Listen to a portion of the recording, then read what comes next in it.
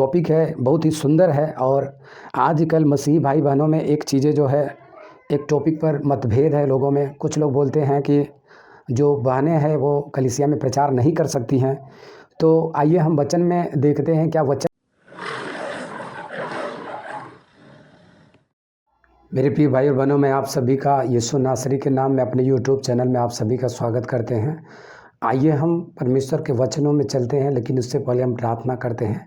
प्रभु, धन्यवाद देता हूँ सर्वशक्तिमान सर्वसामर्थी ज्ञानी परमेश्वर यीशु नासरी के नाम में पिता, हम आपके चरणों में आते हैं प्रभु। और धन्यवाद देता हूँ आज की सुंदर शाम की बेला के लिए प्रभु। और परमेश्वर, मैं आपके पवित्र वचनों को लोगों के बीच में शेयर करने जा रहा हूँ प्रभु। और मैं प्रार्थना करता हूँ परमेश्वर, हमारे बुद्धि और दिल और दिमाग को प्रभु, हमारे मन प्राण आत्मा को प्रभु अपने हाथों में ले। हे प्रभु, जब हम वचनों को बताए वो वचन प्रभु मेरी ओर से न परंतु तेरी ओर से हो प्रभु, ताकि सुनने वाले आशीष पाए प्रभु जी। परमेश्वर, हम नहीं जानते मनुष्य के मन में क्या बातें हैं, वो हम नहीं किसी को समझा, लेकिन पवित्र आत्मा जब आप अपने वचन में होकर बातें करते हैं तो लोग सीखते हैं और समझते हैं प्रभु, और आपके नज़दीक आते हैं। तो परमेश्वर, हम सारी बातों के लिए धन्यवाद देता हूँ प्रभु कि आप मुझ में वास करते हैं और मेरी बुद्धि को आपने अपने हाथों में लिया है। और ये प्रार्थना यीशु नासरी के नाम से मांग लेते हैं, आमीन आमीन आमीन। तो मेरे प्रिय भाई और बहनों, आज का जो सबसे जो टॉपिक है बहुत ही सुंदर है। और आजकल मसीही भाई बहनों में एक चीज़ें जो है, एक टॉपिक पर मतभेद है लोगों में। कुछ लोग बोलते हैं कि जो बहनें हैं वो कलीसिया में प्रचार नहीं कर सकती हैं। तो आइए हम वचन में देखते हैं क्या वचन में पौलुस ऐसा सही में बोला है कि हम कलीसिया में बहनें लोग प्रचार नहीं कर सकती। तो मेरे प्रिय भाई और बहनों, मैं आप सभी को बताना चाहता हूँ कि बाइबल में जब हम परमेश्वर के वचनों के पढ़ते हैं तो गलातियों 3:28 में जब जाते हैं तो यहाँ पे लिखा है, अब न कोई यहूदी रहा और न यूनानी, न कोई दास, न स्वतंत्र, न कोई नर, न नारी, क्योंकि तुम सब मसीह यीशु में एक हो। तो मेरे प्रिय भाई और बहनों, मैं आप सभी को बताना चाहता हूँ कि जब अब 2 कुरिन्थियों 5:17 में लिखा है, अब हम नई सृष्टि हैं। जब हम नई सृष्टि हो गए तो अब न कोई स्त्री न पुरुष, समझ रहे, न कोई दास न कोई स्वतंत्र। पौलुस खुद बोलता है। कई सारे लोग क्या करते हैं, एक वचन को पकड़ते हैं और कोई एक सिद्धांत बना देते हैं कि स्त्रियां जो है उन्हें सुसमाचार नहीं सुना सकती, आराधनालय में प्रचार नहीं कर सकती।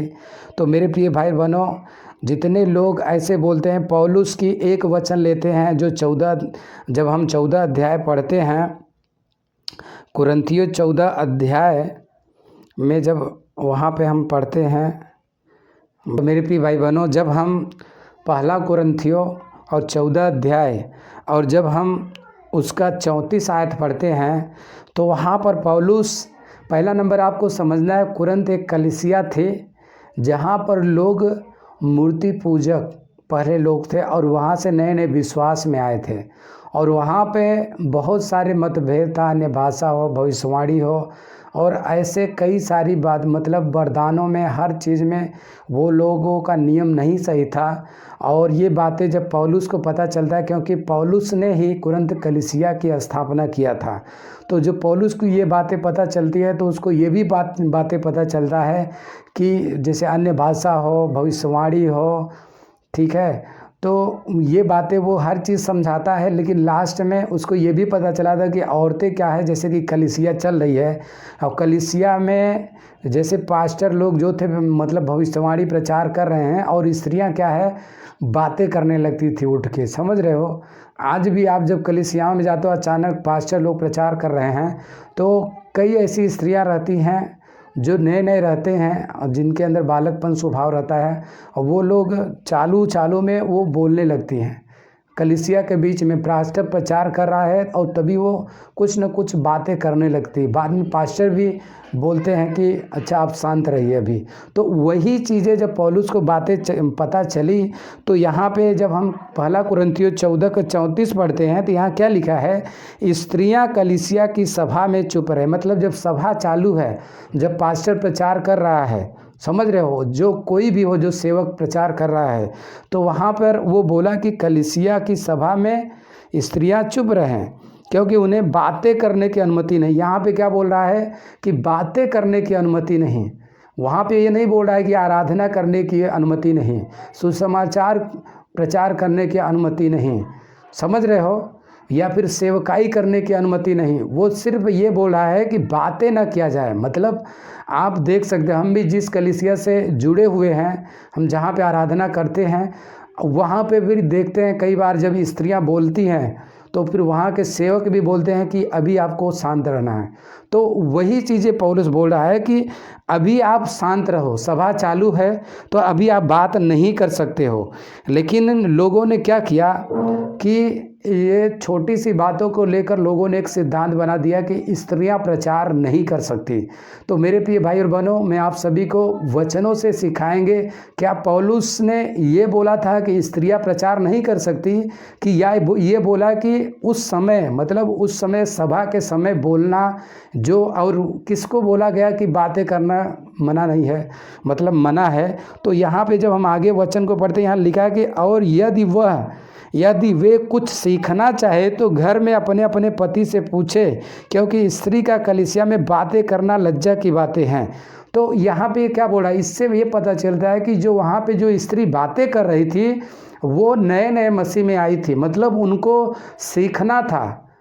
जो मतलब मैं उदाहरण दे रहा हूँ कि वो क्या थी, वो मसीह में बालक थी, समझ रहे हो, नए नए मसीह में आए थे।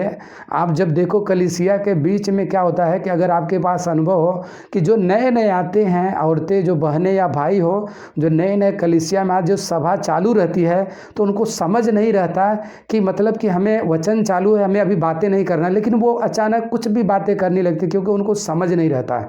तो यही चीज़ें पौलुस जो है मेरे प्रिय भाई बहनों, वो समझाता है कि स्त्रियां, ठीक है, बातें नहीं कर सकती कलीसिया में। कब? जब सभा चालू हो। घर पे आप बातें करो, आपको जो पर्सनल बातें करना है, आप क्या नहीं जानते। अचानक जैसे उदाहरण से पास्टर किसी टॉपिक पर प्रचार कर रहे हैं और कोई बहन, मतलब प्रचार कुछ चल रहा है और वो पूछ रही है कि मतलब ये बताओ वो बताओ। कभी कभी होता है कि जो बहनें नहीं रहती हैं, वो मसीह में मतलब समझ नहीं रहती है, और वो अचानक टॉपिक कुछ और चल रहता है और वो उठ के बातें करने लगती है कि हाँ पास्टर जी हमें ये बताया वो बताया। तो इस टॉपिक को लेकर वो क्या बोलता है कि स्त्रियां को बातें करना उचित नहीं, समझ रहे हो। मतलब वो बातें करें, अगर उनको सीखना है तो मतलब कि अपने अपने पति से, अपने घर पे सीखे, चूँकि अभी नई है। लेकिन जो बहनें मतलब गुरु हो चुकी हैं, जैसे इब्रानियों 5 के बारे में लिखा है, समय के अनुसार तो हमें गुरु हो जाए। तो जो बहनें गुरु हो गई हैं, जो बहनें प्रचार कर सकती हैं, जो बहनें आराधना करवा सकती हैं, उनको वो नहीं बोल रहा है कि तुम्हें कलीसिया में शांत रहना है, लेकिन वो पौलुस बातें करने के लिए सिर्फ मना किया है, लेकिन लोगों ने सिद्धांत बना दिया है। मेरे प्रिय भाइयों ने आइए हम कुछ वचनों को सीखते हैं, ताकि आपको ये विश्वास हो कि ये बात सही है कि पौलुस का कहने का मतलब क्या था।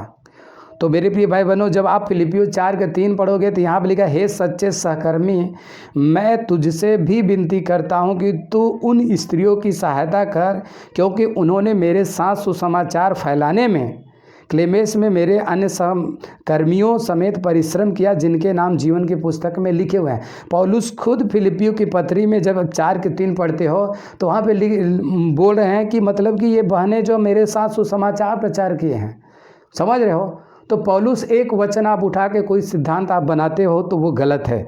कई सारी बातों, इसलिए अन्य भाषा हो, भविष्यवाणी हो, कई सारे चीज़ों में अभी लोग बालकपन में हैं, वो नहीं समझते हैं और एक वचन पकड़ के और सिद्धांत बना देते हैं।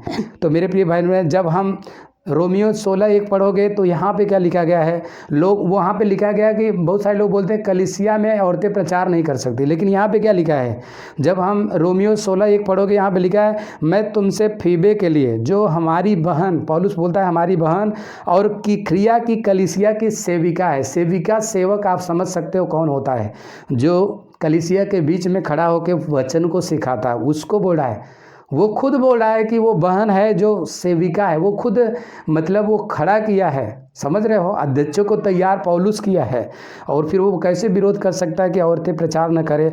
आइए हम अगले वचन में जाते हैं, 1 कुरिन्थियों 9:5। यहाँ भी क्या लिखा है, कि क्या हमें यह अधिकार नहीं, पौलुस बोल रहा है क्या हमें यह अधिकार नहीं कि किसी मसीही बहन को विवाह करके साथ लिए फिरे। मतलब पौलुस बोल रहा है कि, और वो लिखा है कि जैसा अन्य प्रेरित और प्रभु के भाई और कैफा करते हैं। मतलब वो बोल रहा है कि बहुत सारे प्रेरित हैं, भाई हैं, वो स्त्रियां अपने साथ में ले जाते हैं, वो प्रचार प्रसार करते हैं, दोनों पति पत्नी। तो क्या हम नहीं कर सकते? अगर वो ऐसा करता तो विरोध कर देता, भाई ये क्यों ले जाके पत्नी अपने साथ लेके घूम रहे हैं। वो बोल देते हैं भाई स्त्री को आप साथ नहीं ले सकते। समझ रहे हो? पौलुस तो ये भी बोलता है कि जो अंत समय में ऐसे शिक्षक आएंगे जो शादी विवाह से रोकेंगे आग से। तो हम आगे वचनों में जाएंगे। 1 कुरिन्थियों 11:5 में यहाँ क्या लिखा है, परंतु जो स्त्री सिर ढके प्रार्थना या भविष्यवाणी करती है वो अपने सिर का अपमान करती है, क्योंकि वो मुंडी। अब यहाँ पे अगर पौलुस को मना कर देता ना भविष्यवाणी मत करो, लेकिन वो क्या कर रहा है, भविष्यवाणी करो। समझ रहे हो? प्रार्थना करो, लेकिन वो बोल रहा है कि सिर ढक के करो। समझ रहे हो? क्योंकि कुरिन्थ की कलीसिया जो थी एक शहर था, वहाँ पे बंदरगाह था, और वहाँ पे जो बहुत सारी जो वो थी ना मतलब व्यभिचारी स्त्रियां थी, वो भी मतलब क्या करती थी, उनको मतलब वो ऐसे श्रृंगार करते थे, बाल खुला रखते थे। तो उनमें और संसार में और तुम में अंतर होना चाहिए। इसलिए पौलुस ने उस समय के लोगों को बोला था कि आप क्या करो, सर पे क्या रखो, ओढ़नी रखो, सर के ढको, ताकि पता चले कि आप विश्वासी में अंतर होना चाहिए।